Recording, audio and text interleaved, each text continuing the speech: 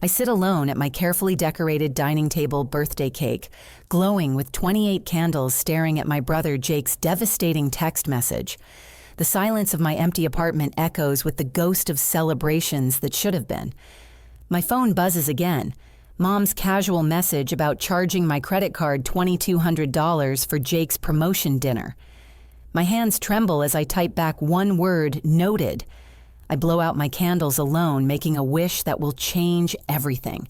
The family group chat shows 17 unread messages, all celebrating Jake. The glow from my phone screen illuminates my face as I scroll through the family group chat, each message feeling like a knife twisting deeper into my chest. Photo after photo floods the screen, Jake cutting into a massive celebration cake while wearing the designer watch I bought him for Christmas last year. There's Mom raising a champagne glass, Dad's arm wrapped around Jake's shoulders, and even my college roommate Bailey sitting at what should have been my table. The restaurant looks exactly like the one I'd reserved 3 months ago for tonight. The same burgundy tablecloths, the same ambient lighting, even the same corner booth I'd specifically requested because it had the best view of the city skyline. My stomach drops as I realize Jake didn't just steal my birthday celebration. He stole my venue, my date, my entire plan. I keep scrolling, masochistically absorbing every detail. Aunt Linda is there, the woman who taught me to braid my hair when I was 7. Cousin Marcus, who I helped through his divorce last spring, feeding him homemade soup and listening to him cry about custody arrangements. My grandparents, who I visit every Sunday, without fail bringing fresh flowers and groceries, because Grandma's arthritis makes shopping difficult. They're all toasting Jake's promotion to regional sales manager. My throat constricts as the irony hits me. Regional sales manager at Morrison & Associates, the same marketing firm where I've been working as a junior analyst for the past 18 months. The position I've been quietly preparing for, staying late every night to perfect my presentations, volunteering for weekend projects, building relationships with clients who specifically requested to work with me again. A text thread between Mom and Dad appears in the screenshots Bailey accidentally shared. Devon always picks the best places for dinner, Mom had written. Jake specifically asked if we could use her reservation since she has such good taste. Dad's response makes my blood run cold. Perfect. She'll understand. She's always been the flexible one. The flexible one. The understanding one. The one who never makes a fuss. I click on a video Bailey posted showing Jake's acceptance speech. He's standing at the head of the table holding a crystal award I recognize from The Office, the quarterly excellence prize I helped him prepare his submission for last month. I couldn't have done this without my family's support, he says, his voice carrying across the restaurant, especially my sister Devon, who always believed in me even when I didn't believe in myself. The camera pans across nodding faces, everyone murmuring agreement about what a wonderful, supportive sister I am. Meanwhile, I'm sitting alone in my emerald dress, the one I'd spent 2 hours getting ready, in the one that brings out my eyes, according to the sales associate, who helped me pick it out specifically for tonight. My phone buzzes with a notification from my credit card app. The charge went through $2,237 at Rossetti's Fine Dining, the same amount I'd budgeted for my own birthday celebration down to the wine pairing I'd selected during my tasting appointment last month. I scroll back through the family chat to find the earliest mention of tonight's plan. There it is, buried in a thread from 2 weeks ago. Mom had written, "Jake's promotion dinner is confirmed for Friday night at Rossetti's. Everyone needs to be there by 7 sharp. 2 weeks. They'd been planning this for 2 weeks, knowing it was my birthday, knowing I'd be waiting at home." Another video autoplays. This one shows Jake opening gifts. Designer cologne from Mom and Dad, a leather portfolio from Aunt Linda, a vintage whiskey set from Marcus. The pile of presents grows as I watch each one wrapped in paper I recognize from Mom's basement stash, the same paper she's used for family celebrations since I was in high school. Then I see something that makes my stomach lurch. Jake pulls out a small jewelry box, and even through the grainy phone video, I can see the distinctive blue of Tiffany packaging. He opens it to reveal platinum cufflinks, the exact ones I'd bookmarked on my laptop 3 months ago as a potential promotion gift for myself if I got the regional manager position. "These are from Devon," Jake announces to the table. "She wanted to make sure I had something special for my new role." The room erupts in appreciative murmurs about how thoughtful I am, how lucky Jake is to have such a caring sister. I stare at my laptop screen still open to the Tiffany website, where those cufflinks remain in my saved items, never purchased, never wrapped, never given. My phone rings. It's Bailey calling, probably feeling guilty about the accidental screenshot sharing. I let it go to voicemail, then immediately play the message back. "Devon, honey, I'm so sorry. I didn't know you didn't know about tonight until Jake mentioned something about you being too busy with work to celebrate properly anyway. I thought you'd chosen not to come. I would never have... This is so messed up. Call me back, please. I'm leaving early. This doesn't feel right." Bailey's voice cracks on the last word, and I can hear restaurant noise in the background, the sound of clinking glasses and laughter that should have been for me. I click on Dad's profile in the family chat and scroll back through our recent messages. Tuesday afternoon, he'd sent me a text asking if I was still planning that fancy dinner thing for Friday. I'd responded excitedly, telling him about the menu I'd selected and how I couldn't wait to celebrate with everyone. His response had been brief, "Sounds nice, sweetheart." He'd already known. They'd all already known that I'd be spending my birthday alone while they celebrated Jake's success at the restaurant I'd chosen, with the menu I'd researched, probably even sitting at the table I'd reserved. The final piece of the puzzle clicks into place when I notice the timestamp on Jake's promotion announcement email in his screenshots. 3 days ago. He'd known for 3 days that he'd gotten my dream position, the one I'd been working toward since I started at Morrison & Associates. 3 days, including yesterday when we'd met for coffee and he'd asked me about my backup plans if the promotion didn't work out. "You know how competitive it is," he'd said, stirring his latte with studied casualness. "Sometimes the best candidate doesn't get the job. Sometimes it's about timing or fit or just plain luck." I'd laughed it off, telling him I was confident in my qualifications, my track record, my relationships with clients. I'd even mentioned how my supervisor had hinted that the announcement would be coming soon, how optimistic I felt about my chances. Jake had nodded sympathetically and changed the subject to weekend plans, asking if I was doing anything special for my birthday. I told him about the dinner reservation, how excited I was to celebrate with the family, how I'd been looking forward to it for months. He'd smiled and said it sounded perfect. Now I understand that smile. It wasn't warmth or excitement about my birthday.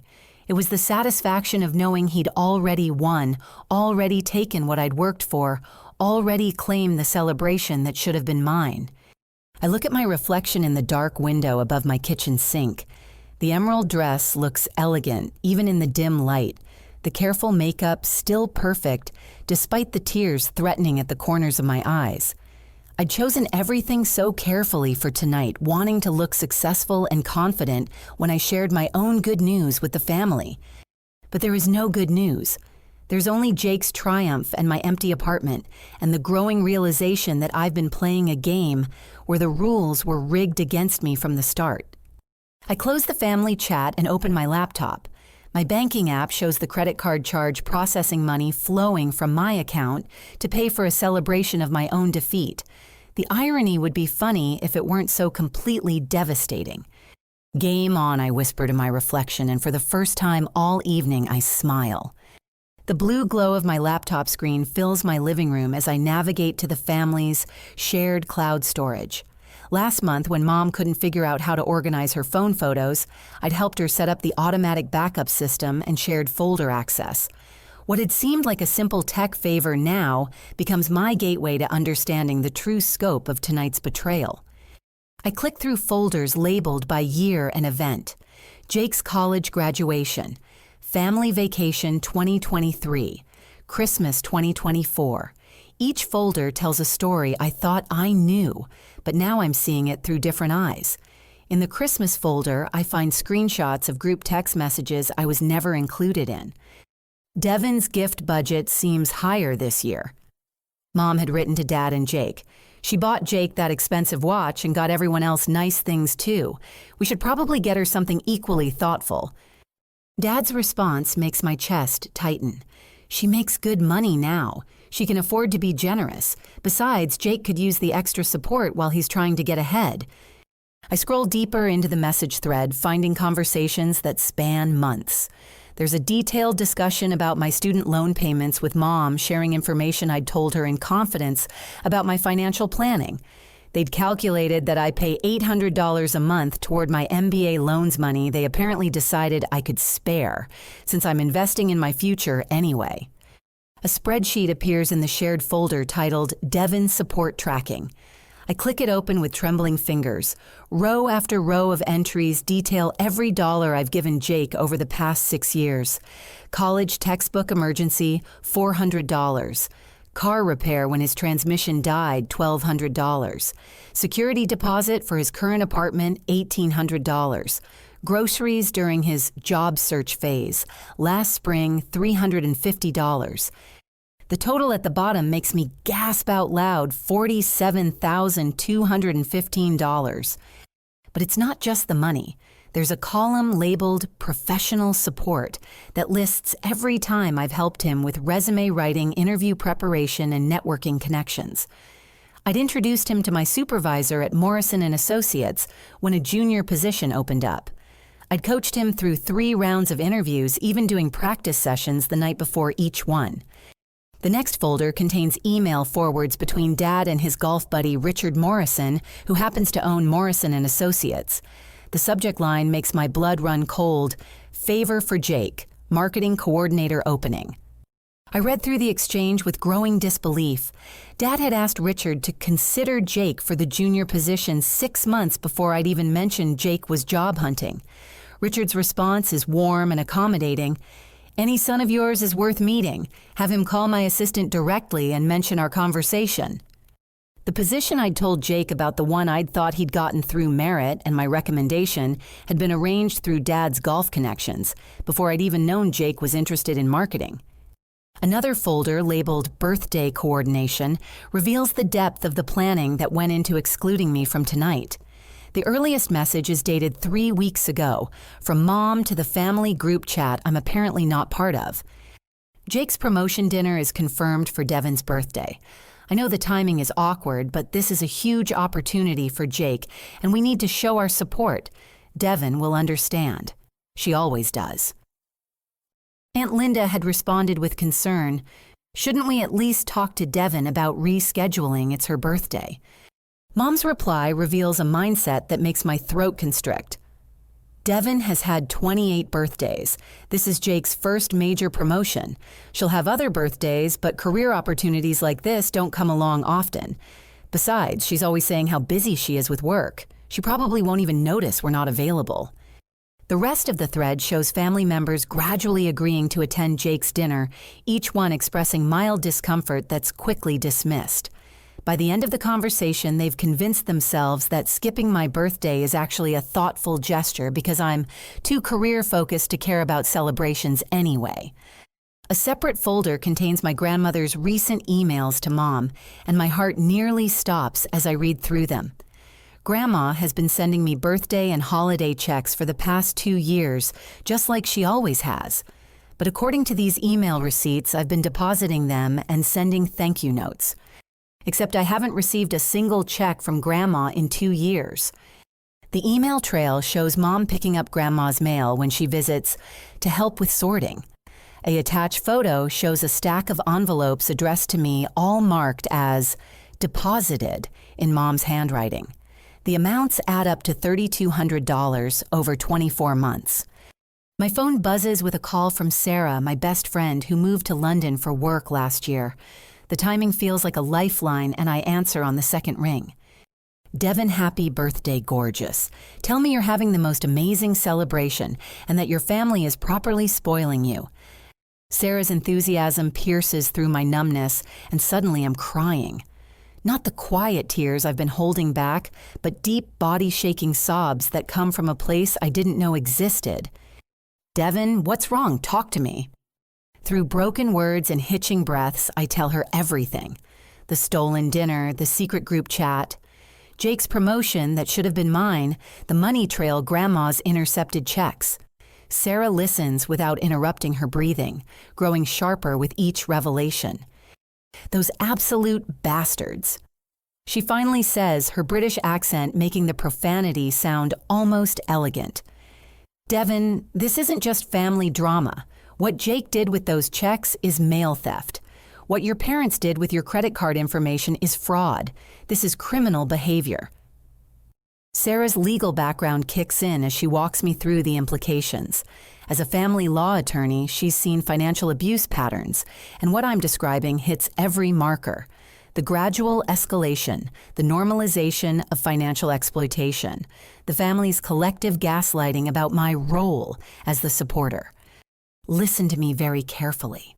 She says, her voice taking on the authoritative tone I remember from our law school study sessions. You have legal recourse here, but more importantly, you have options.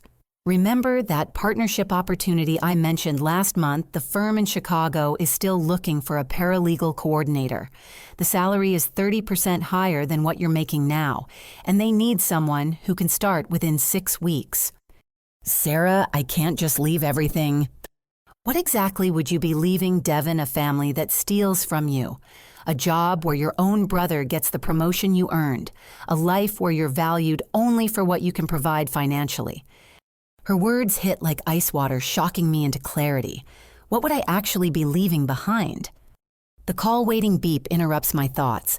Bailey's name appears on the screen. I should take this, I tell Sarah. It's my roommate from college. She was at Jake's dinner. Take it, but Devon, call me back. We need to talk about your options, all of them. I switched to Bailey's call, steeling myself for more details about the celebration I'd missed. Devon, I am so sorry. I had no idea you didn't know about tonight. Jake told everyone you were taking a break from family events to focus on your career goals. I thought it was weird that you wouldn't come to his promotion dinner, but he made it sound like it was your choice. Bailey's voice is thick with guilt and whine. When I realized what actually happened, I couldn't stay.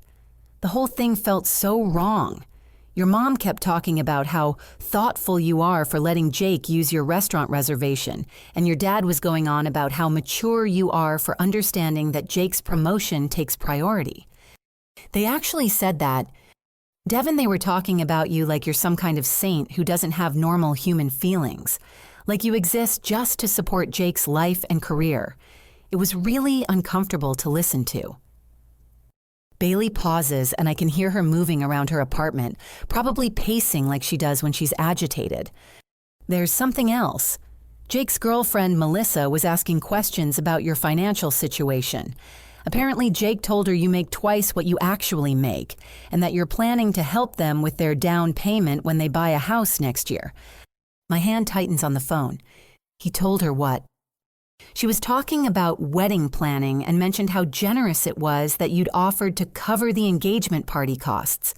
Devon Jake has been telling people you're in a completely different financial bracket than you actually are. The pieces fall into place with sickening clarity. Jake hasn't just been taking my money. He's been building his entire future relationship on promises of my continued financial support. Support that I never agreed to provide for milestones I was never consulted about. Bailey, I need to ask you something, and I need you to be completely honest. How long has the family been treating me like this? There's a long pause.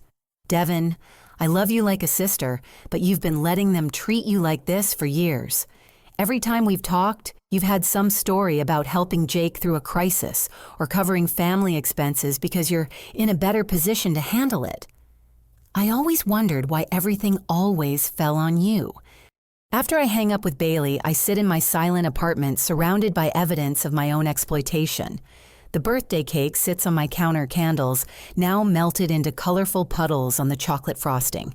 28 candles for 28 years of being the flexible one, the understanding one, the one who always puts everyone else's needs first.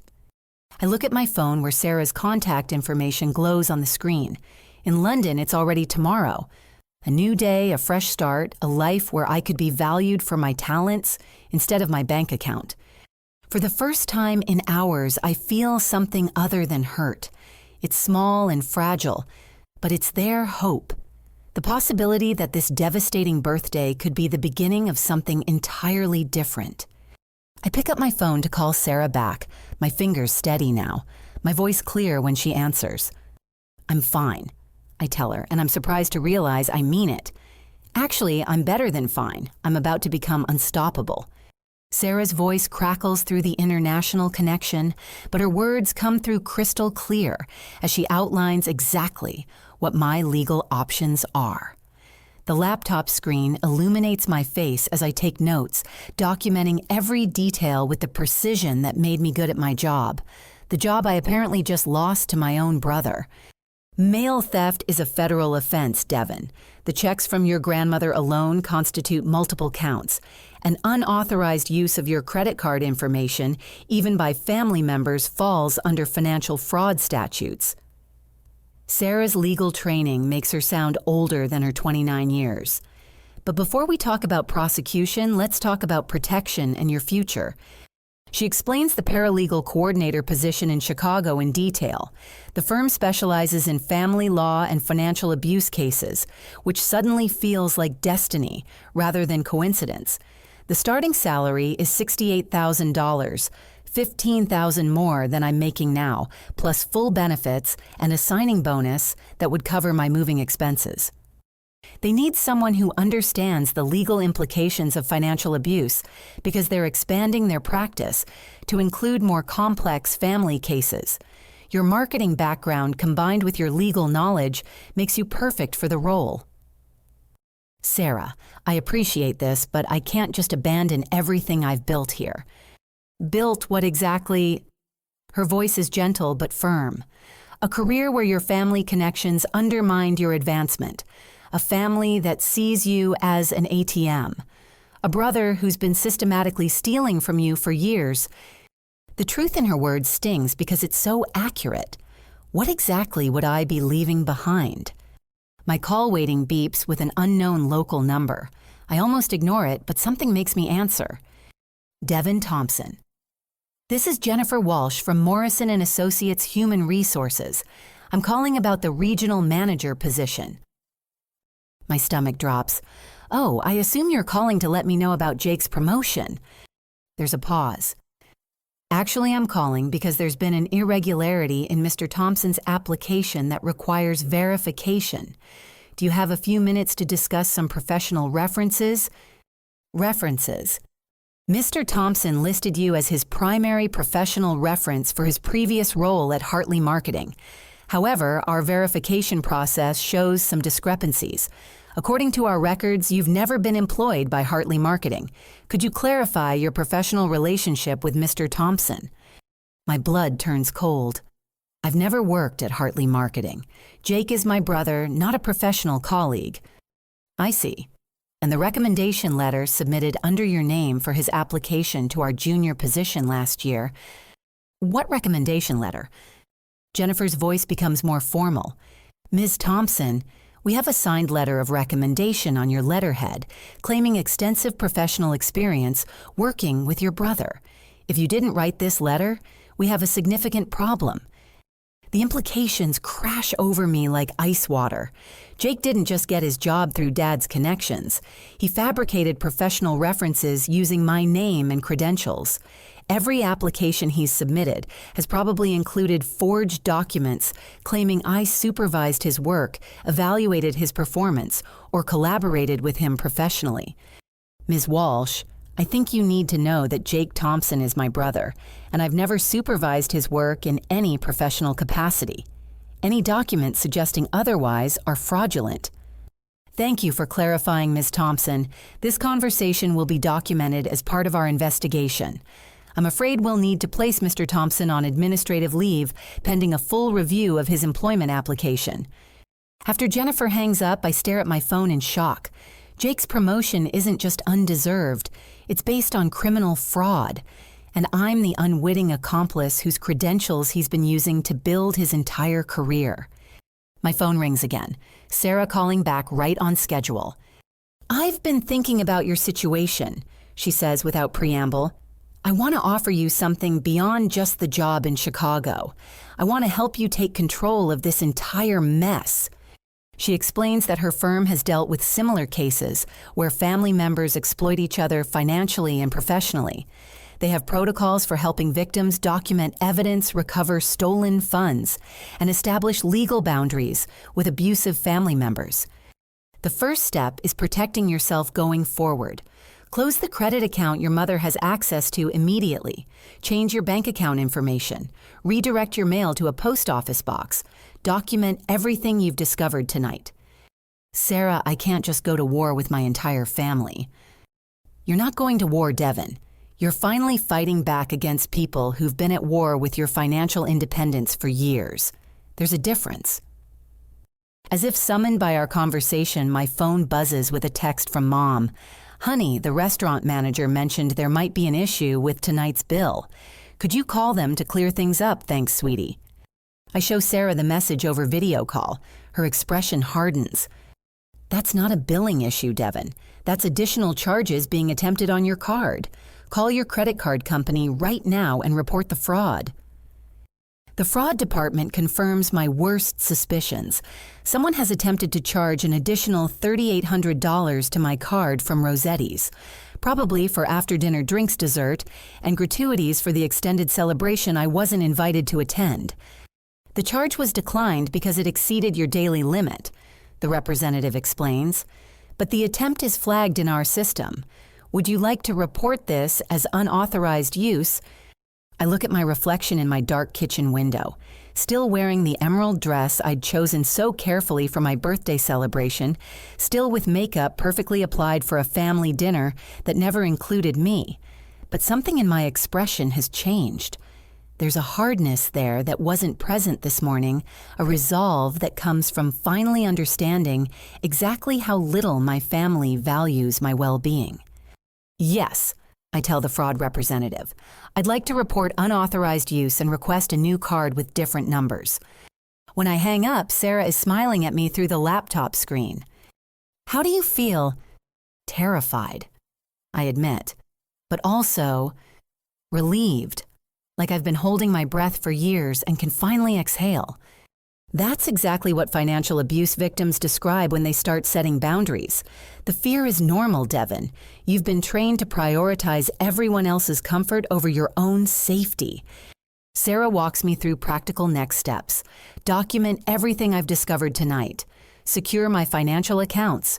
Forward my mail to a private address. Begin the process of extracting myself from any financial entanglements with family members. And Devon start thinking seriously about Chicago, not just as an escape, but as an opportunity to build the life you actually want instead of the one your family expects you to fund. After we hang up, I sit in my quiet apartment surrounded by evidence of years of exploitation I'd somehow normalized. The birthday cake sits untouched on my counter, a symbol of celebrations I've always put last while prioritizing everyone else's milestones. I walk to my bedroom and begin pulling clothes from my closet, not packing, not yet, but evaluating what a life that belongs entirely to me might look like. What would I wear to work if I didn't have to worry about Jake borrowing my professional clothes? What would my apartment look like if I wasn't constantly lending furniture and household items to family members in temporary crisis situations? For the first time in years, I imagine a future where my success isn't immediately redistributed to family members who see my achievements as their entitlement. A life where my birthday isn't overshadowed by someone else's promotion, where my celebrations aren't canceled for someone else's priorities. I change out of the emerald dress and hang it carefully in my closet. Tomorrow, I'll wear something different. Something that signals the beginning of a new chapter instead of mourning the end of old illusions. My phone buzzes with another text, this one from Jake. "Devon, call me. There's been some confusion at work about my references. I need you to clear this up ASAP." For the first time all day, I laugh out loud. The confusion isn't about his references. The confusion is about why he thought he could build his entire career on lies using my name without consequences. I delete the message without responding and start making a list of everything I need to do to reclaim my life. It's going to be a long night, but for the first time in years, I'm not spending it solving someone else's problems. I'm finally focusing on my own. The click of my heels on Rossetti's marble floor echoes through the restaurant as I approach the private dining room, where my family's celebration is still in full swing. I've changed into my sharpest black business suit, the one I wore to close the Henderson account last month, and applied fresh makeup with the precision of someone preparing for battle. Through the frosted glass doors, I can see their silhouettes still gathered around the long table. It's nearly 10 o'clock, which means they've been celebrating for over 3 hours using my credit card information. The host recognizes me from my previous visits and starts to speak, but I hold up my hand. I'm expected, I say, which isn't technically true, but isn't exactly false either. I push open the dining room door and step inside. The conversation doesn't stop immediately. Mom is mid-sentence describing Jake's natural leadership abilities to someone on the phone, probably sharing the good news with extended family who couldn't attend. Dad is showing Grandpa photos on his phone, their heads bent together over the screen. Jake sits at the head of the table like a king, holding court, still wearing my Christmas gift watch. It's Bailey who notices me first. Her face goes white and she nearly drops her wine glass. Devon. She whispers loud enough to catch Mom's attention. The room falls silent as everyone turns to look at me. For a moment, no one moves. Mom slowly lowers her phone, ending her call mid-sentence. Dad's mouth opens slightly, then closes again. Jake's expression cycles through surprise, confusion, and something that might be fear. Don't stop on my account, I say, my voice carrying clearly across the room. Please continue celebrating. I walk to the empty chair beside Grandma Helen, the only person who looks genuinely happy to see me. Devon, sweetheart. What a wonderful surprise. I was just telling everyone how sorry I was that you couldn't join us tonight. Couldn't join you. I sit down and place my leather portfolio on the table with deliberate care. Grandma, I was never invited to join you. The silence stretches uncomfortably. Mom clears her throat. Devon, honey, this is Jake's celebration dinner. Maybe we could talk about this later at home. This is my birthday dinner, Mom, at the restaurant I reserved with the menu I selected paid for with my credit card. I open my portfolio and remove the printed screenshots I've prepared, although I notice there have been some additional charges attempted tonight. Jake finally speaks up. Devon, I think there's been some kind of misunderstanding. The only misunderstanding, I interrupt, sliding a printed bank statement across the table, is why my brother has been depositing checks addressed to me for the past 2 years. Grandma Helen's face changes as she recognizes the bank routing numbers on the statement. Devon, I've been sending you birthday and Christmas checks. Haven't you been receiving them? I turn to look at Jake, whose face has gone pale. Would you like to answer that question? Or should I? There might have been some confusion with the mail. Confusion. I slide another document across the table. This is an email from Mom to Dad discussing how you've been helping Grandma with her mail sorting. The email includes a photo of checks addressed to me marked as deposited in Mom's handwriting. Dad tries to intervene. Devon, I think you're blowing this out of proportion. Jake was just trying to help himself to $3,200 that wasn't his. I turn to address the entire table. Since we're all here together for the first time in months, let's talk about help. Let's talk about the $47,000 I've given Jake over the past 6 years. I distribute copies of the spreadsheet I'd found in the cloud storage. Car repairs, apartment deposits, grocery money, textbook fees, interview clothes, all documented. All money that was supposed to be loans that somehow never got repaid. Aunt Linda looks at the spreadsheet with growing dismay. Devon, I had no idea the amounts were this significant. Neither did I until tonight. But that's not even the best part. I slide the final set of documents to Jake. These are the fraudulent professional references you submitted using my credentials. References claiming I supervised your work at companies where I've never been employed. Jake's face goes from pale to gray. Devon, I can explain. Please do.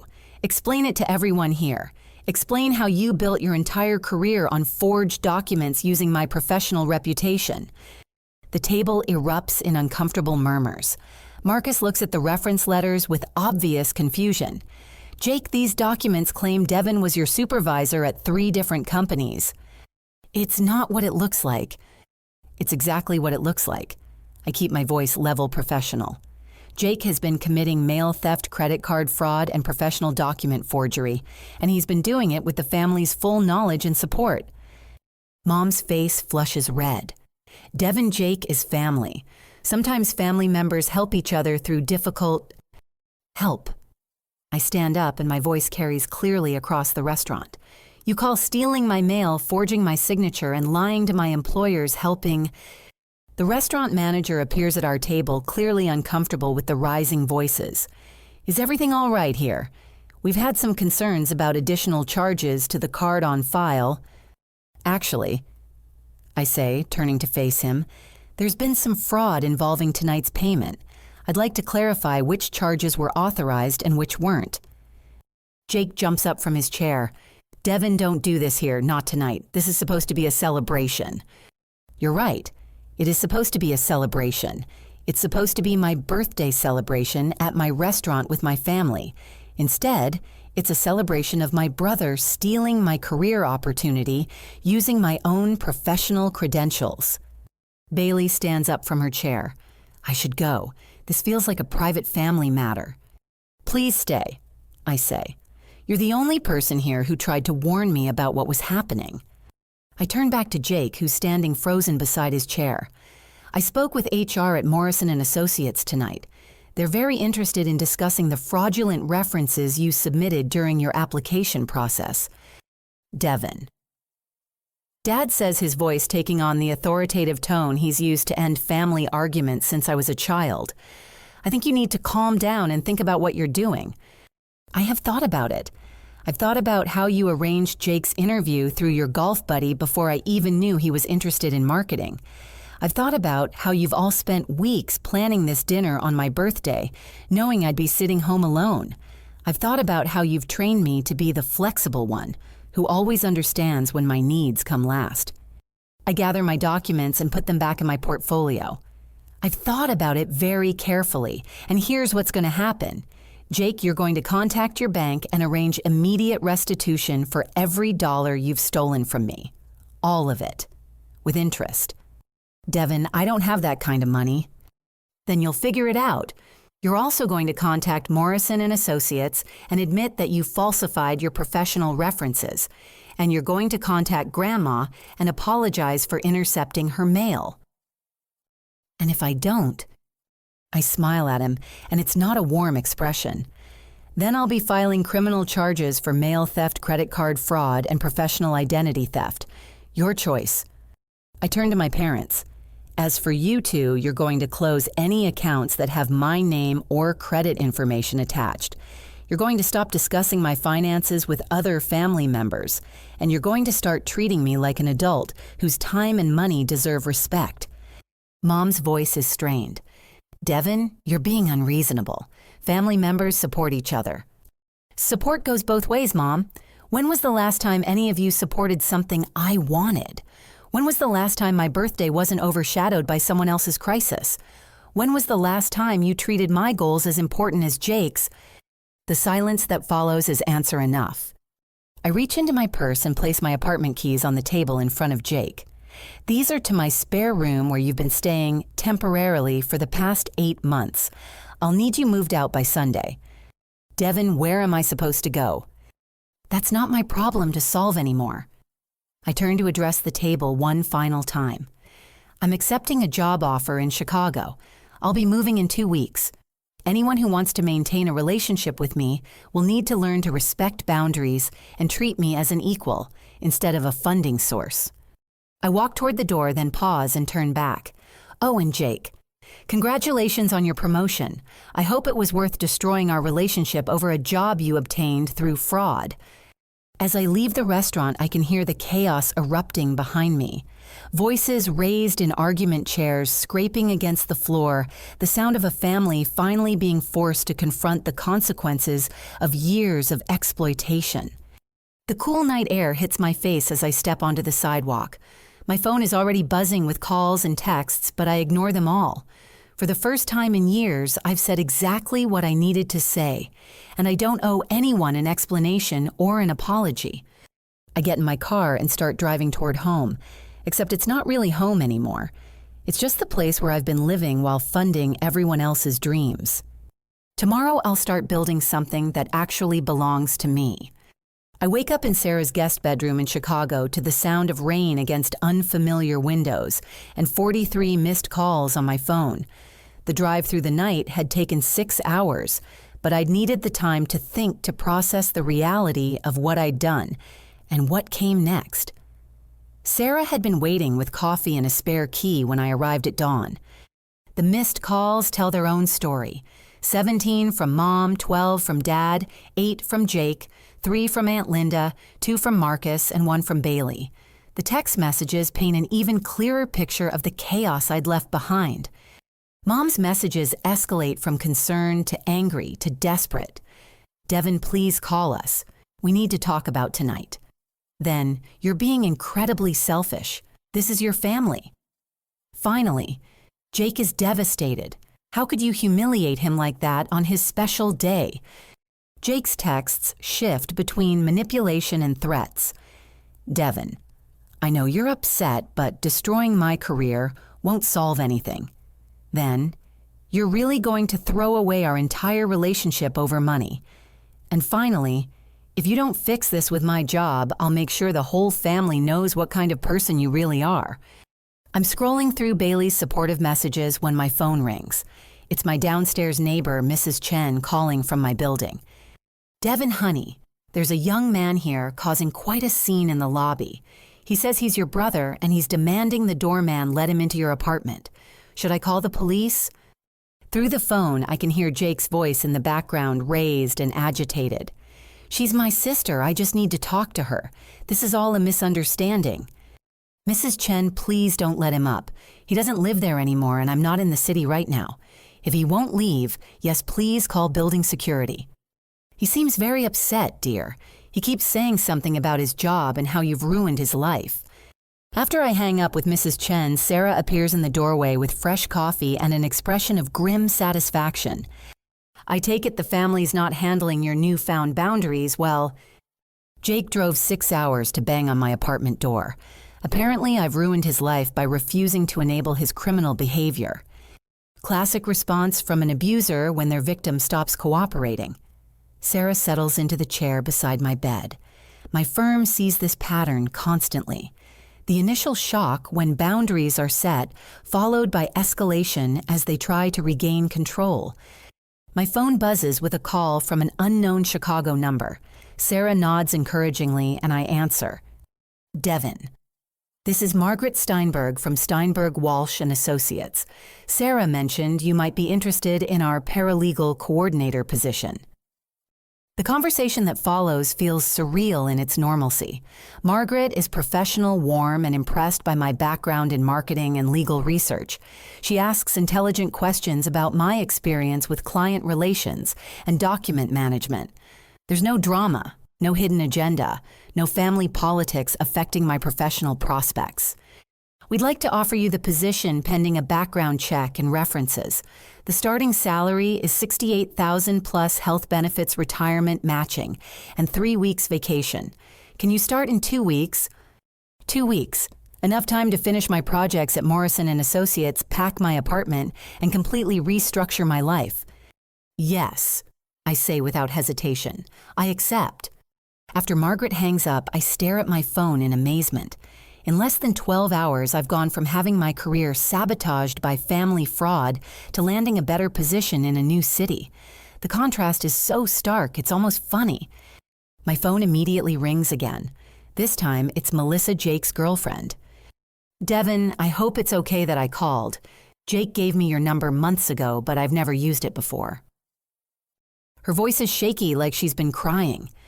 I don't know what happened last night, but Jake came home completely devastated. He's talking about losing his job and saying you've turned the family against him. Can you help me understand what's going on? I choose my words carefully. Melissa, has Jake told you about his plans for your future together?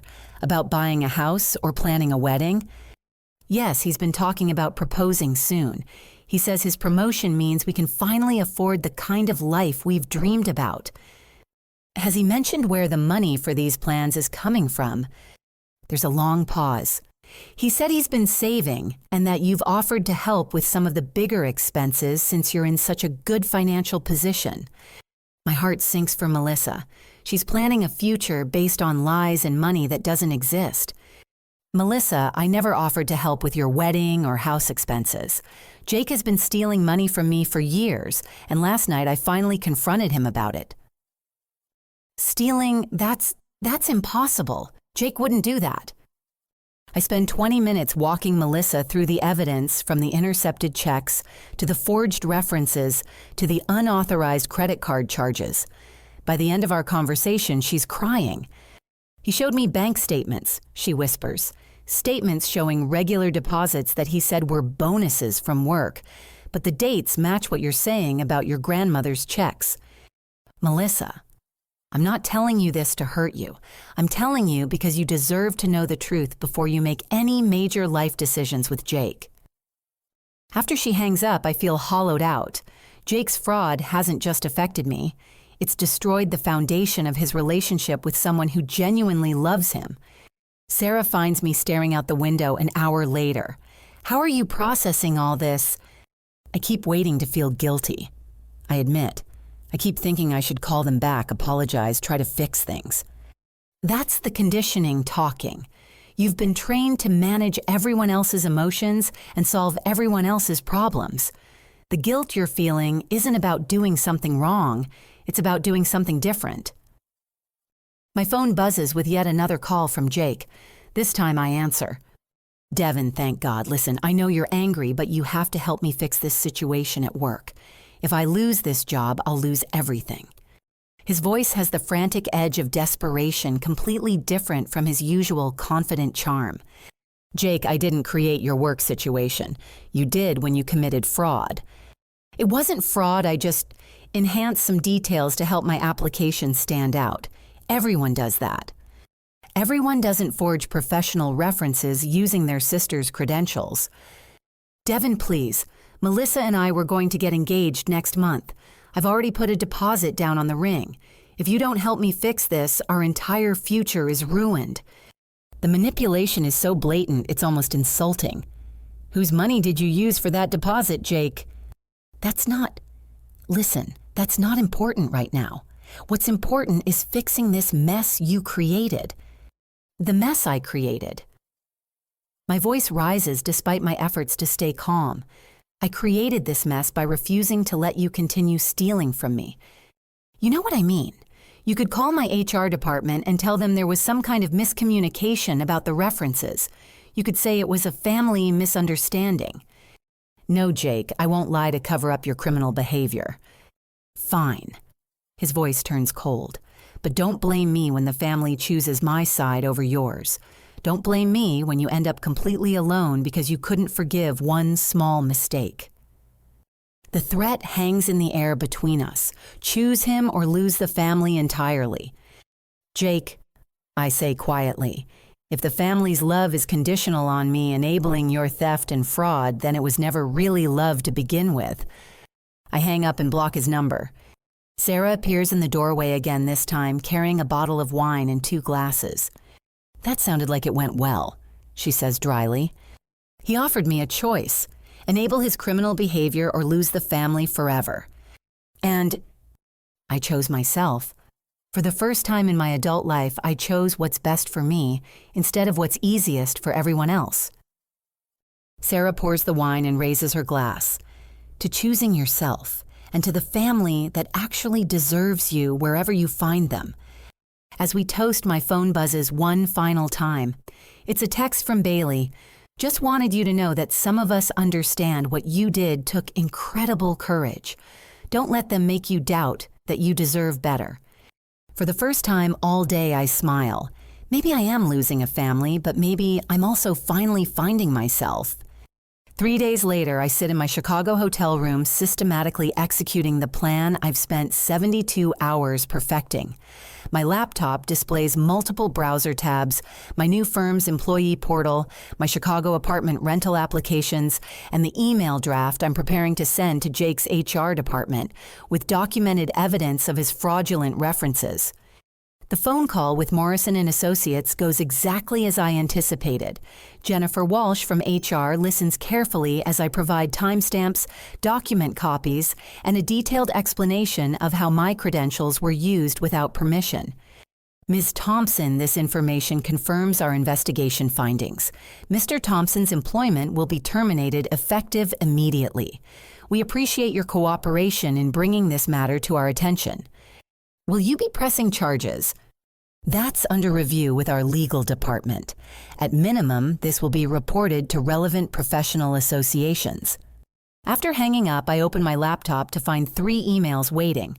The first is from my new Chicago firm confirming my start date and benefits package. The second is from a Chicago realtor with photos of a 1-bedroom apartment in Lincoln Park. That's exactly what I described wanting. High ceilings, hardwood floors, and a view of Lake Michigan. The third email is from Grandma Helen, and my throat constricts as I read it. My dear Devon, your mother called me yesterday about some family misunderstanding regarding money. I want you to know that I've been wondering for 2 years why you never acknowledged my birthday and Christmas checks. Now, I understand what happened, and I am furious. I've already contacted my bank about the fraudulent deposits, and I've changed my mailing address to send future checks directly to a P.O. box you can access. I'm also changing my will to ensure certain people can't interfere with my intentions again. Would you like to visit me next week before you move to Chicago? I'd like to apologize in person and hear about your new job. Love, Grandma. The relief that floods through me is overwhelming. At least one family member believes me, supports me, and wants to maintain a real relationship based on honesty instead of exploitation. My phone rings with a call from my current boss at Morrison & Associates. Devon, I heard about the situation with your brother. I want you to know that your professionalism throughout this entire mess has been remarkable. I'd also like to offer you the regional manager position that's become available. The irony would be funny if it weren't so perfectly timed. Thank you, Mr. Peterson. That's very generous, but I've accepted a position in Chicago. I figured as much. Well, their gain is our loss. You've been an asset to this company, and I'll provide excellent references for your new role. As I hang up, I realize I'm no longer angry about Jake getting the promotion I deserved. His fraudulent credentials ensured he was never qualified for it anyway, and my new position offers better compensation and growth opportunities than anything Morrison & Associates could provide. My phone buzzes with a text from Sarah. Partnership meeting went brilliantly, starting in Chicago officially in January. Dinner tonight to celebrate both our new adventures. The contrast between Sarah's genuine celebration of my success and my family's conditional support feels stark. Real friends celebrate your achievements instead of exploiting them. That evening over dinner at a restaurant Sarah chose specifically because it's exactly the kind of place you deserve to celebrate in. I receive a call from Melissa. Devon, I wanted to thank you for being honest with me about Jake's situation. After we talked, I did some investigating of my own. Her voice is stronger now, more determined than heartbroken. I found bank statements going back 6 months showing deposits from your grandmother's checks. I also found the engagement ring he bought using money from his credit card, the same credit card he's been paying with cash from those deposited checks. Melissa, I'm sorry you had to discover all this. Don't be sorry. You saved me from marrying someone who was building our entire future on stolen money. I broke up with him yesterday and moved out of our apartment. After Melissa hangs up, Sarah raises her wine glass. To women who choose truth over comfortable lies. To building lives that actually belong to us, I respond. The next morning, I wake up to 17 missed calls from my parents and a voicemail from Dad that sounds panicked. "Devon, you need to call us immediately. Jake lost his job, Melissa broke up with him, and he's talking about moving back in with us permanently. Your mother is beside herself. We need to find a solution to this family crisis." I delete the voicemail without calling back.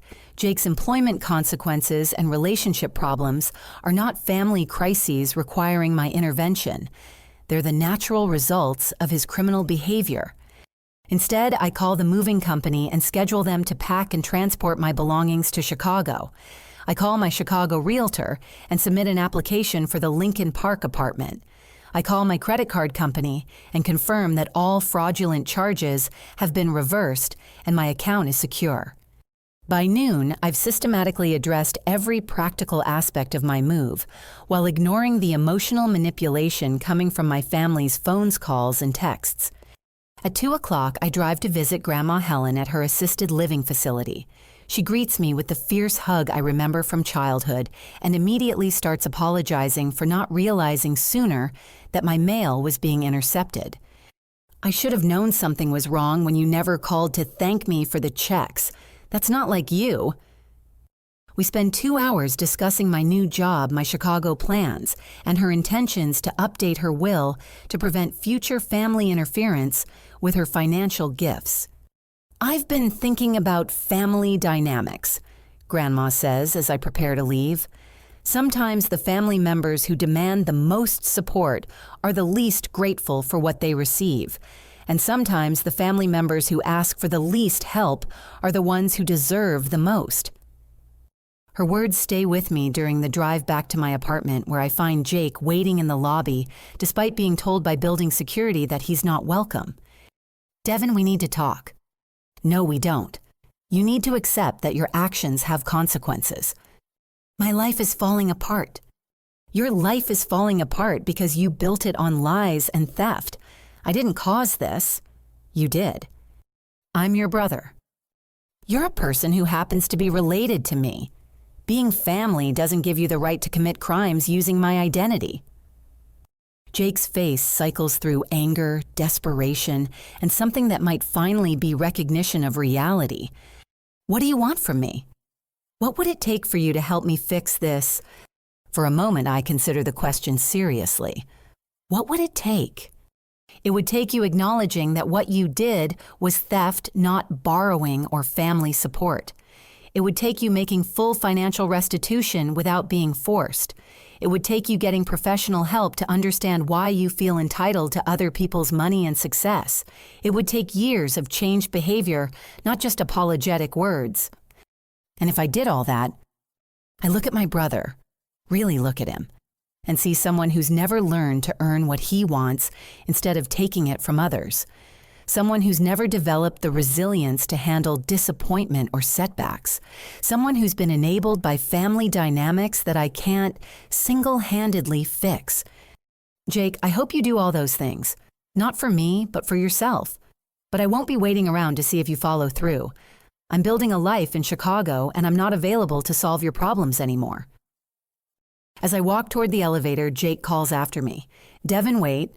What am I supposed to tell people? What am I supposed to do?" I turn back one final time. "You're supposed to figure it out yourself, like an adult."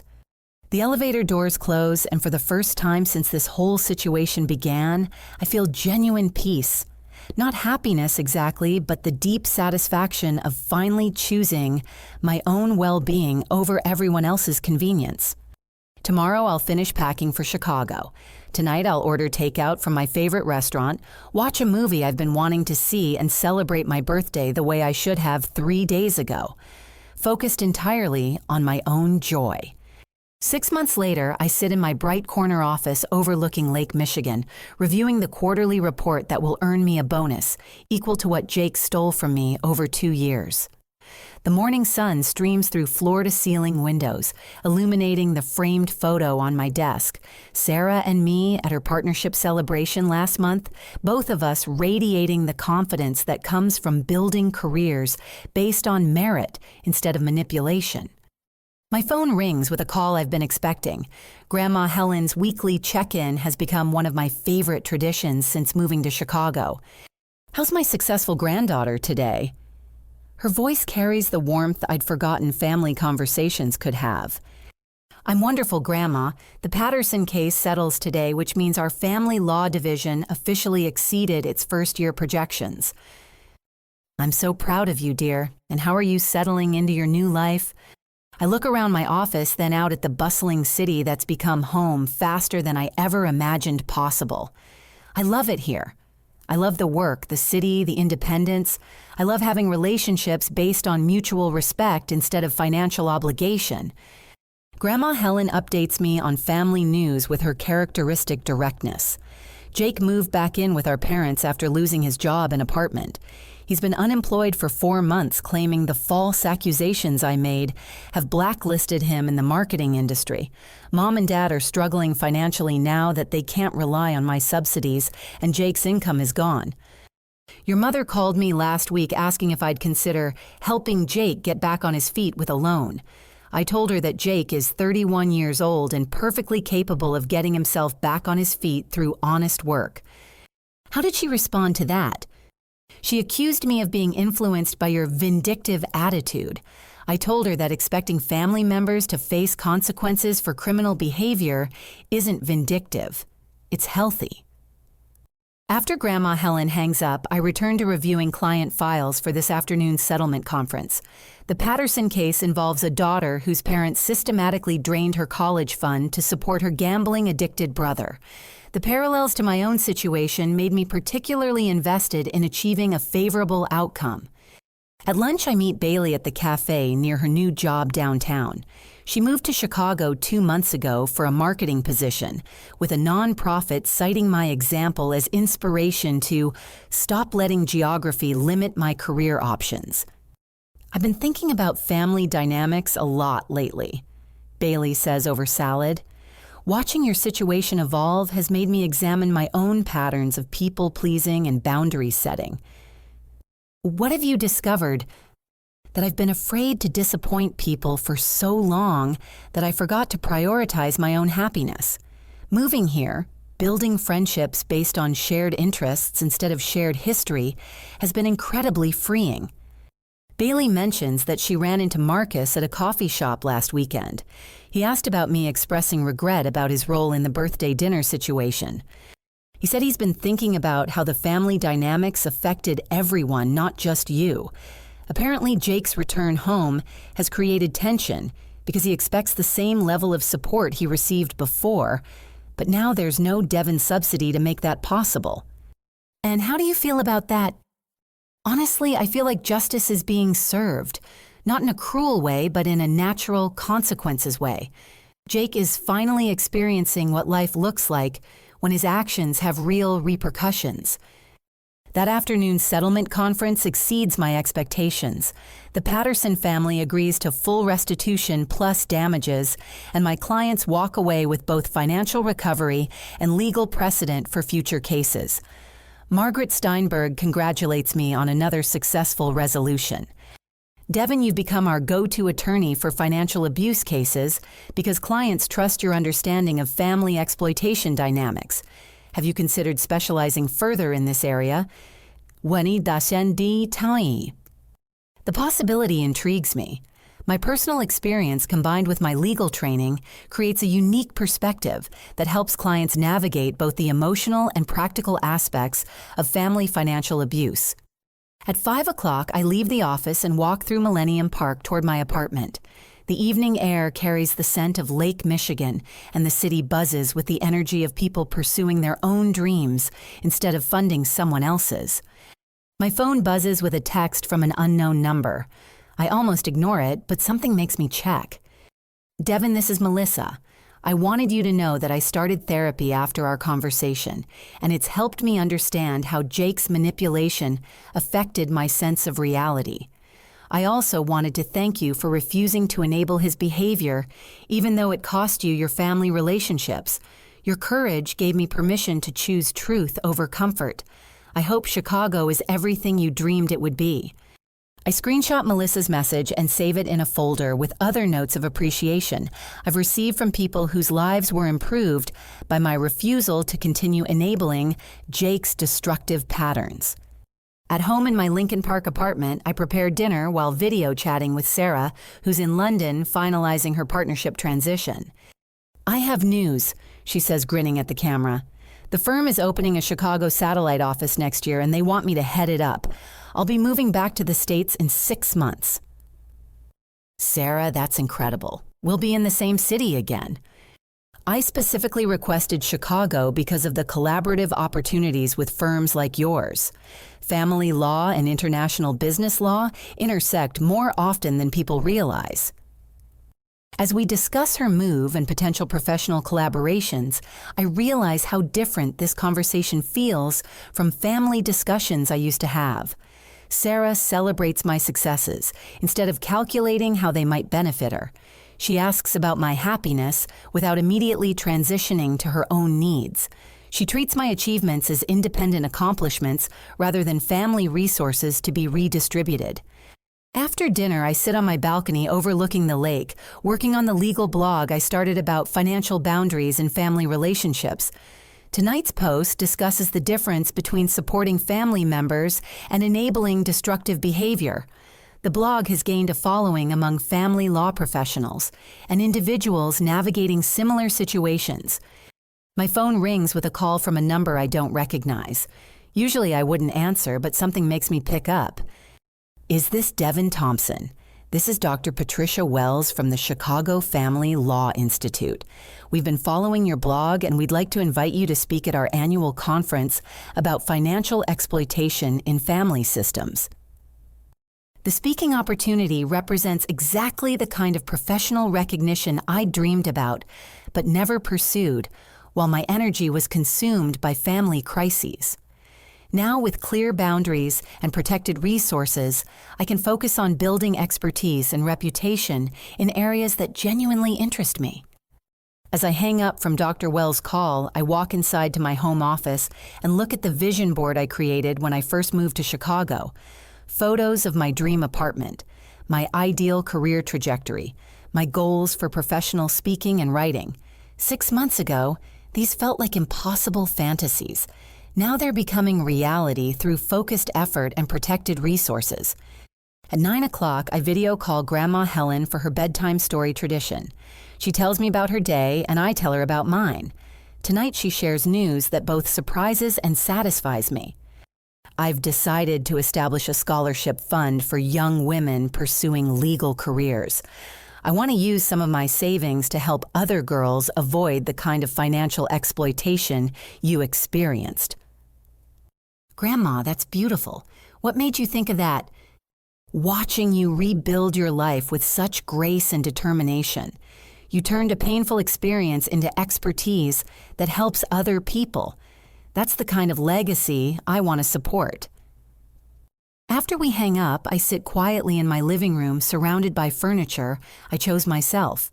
Books I selected for my own interests, art. I purchased with money I earned and kept. The silence isn't the hollow emptiness of my birthday night 6 months ago. It's the peaceful quiet of a life that genuinely belongs to me. My laptop chimes with an email from a former colleague at Morrison & Associates. The subject line reads, "Advice needed about family financial situation." I open the message to find a detailed description of workplace dynamics that mirror my own experience. A capable professional whose family treats her success as their emergency fund, whose boundaries are consistently violated, whose achievements are immediately redistributed to support relatives who never reciprocate the help. I begin typing my response drawing on both my personal experience and my professional training. The first step is recognizing that love doesn't require financial sacrifice. The second step is understanding that setting boundaries isn't selfish. It's necessary for healthy relationships. The third step is building a support system of people who celebrate your success instead of exploiting it. As I write, I realize how far I've traveled from the woman who sat alone on her birthday, devastated by family betrayal. That night, I felt abandoned and worthless. Tonight, I feel valuable and supported. not by people who share my DNA, but by people who share my values. Tomorrow, I'll wake up in my own apartment, go to my own job, pursue my own goals with my own resources. I'll call friends who want to hear about my successes, work with clients who appreciate my expertise, and build relationships based on mutual respect instead of financial utility. The woman I've become in Chicago isn't the person my family expected me to be. She's the person I was meant to be all along, before years of exploitation convinced me that my worth was measured by what I could provide for others. My phone buzzes one final time tonight. A text from a number I blocked months ago somehow getting through. Devon, it's Jake. I know you probably won't read this, but I wanted you to know that I'm in therapy now working on understanding why I felt entitled to take from you. I'm not asking for forgiveness or reconciliation. I just wanted you to know that you were right about everything, and I'm trying to become the brother you deserve to have. I stare at the message for a long time before deleting it.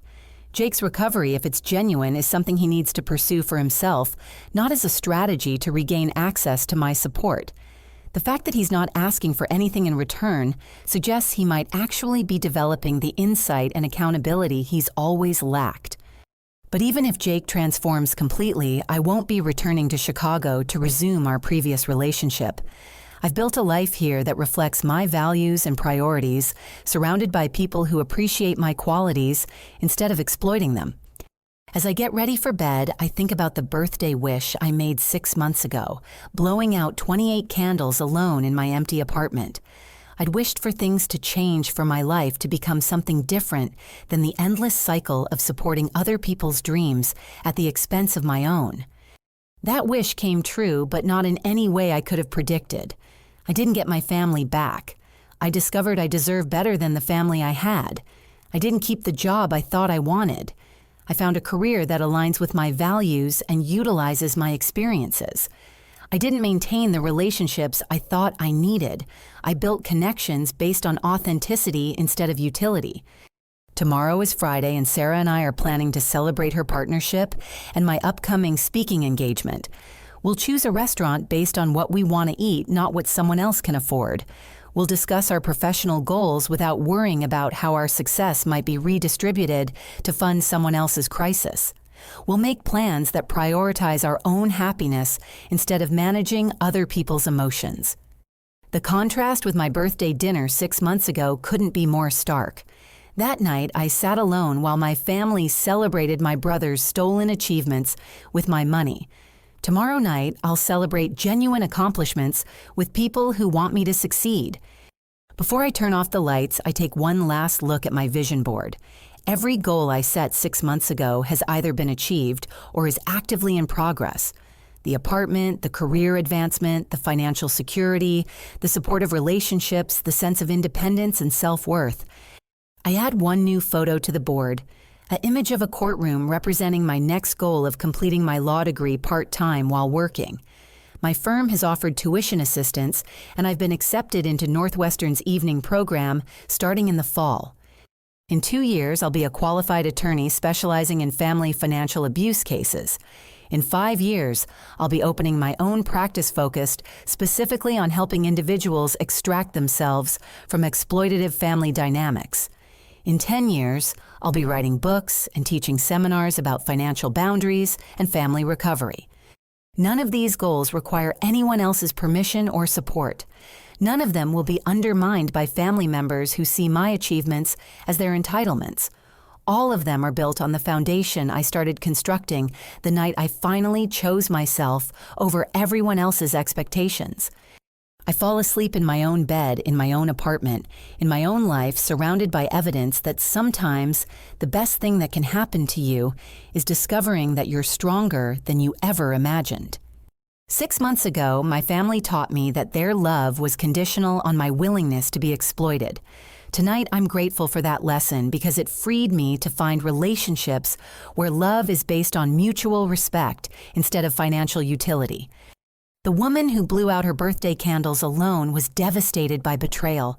The woman who's planning tomorrow's celebration is grateful for the clarity that betrayal provided.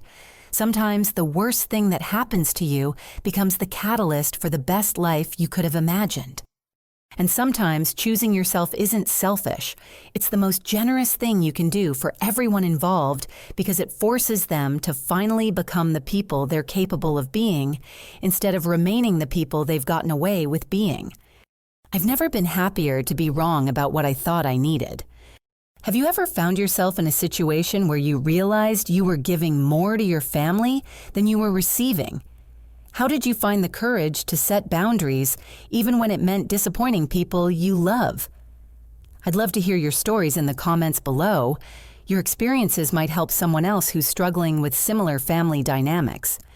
If this story resonated with you, please consider liking this video and subscribing to hear more stories about finding the strength to choose yourself when others won't choose you. And share this with someone who might need to hear that they deserve relationships built on mutual respect, not financial obligation. Thank you for listening to my story. I hope it reminds you that your worth isn't measured by what you can provide for others, but by the courage you show in building a life that truly belongs to you. Sweet dreams, and remember, sometimes the family that deserves you isn't the one you're born into, but the one you choose to build.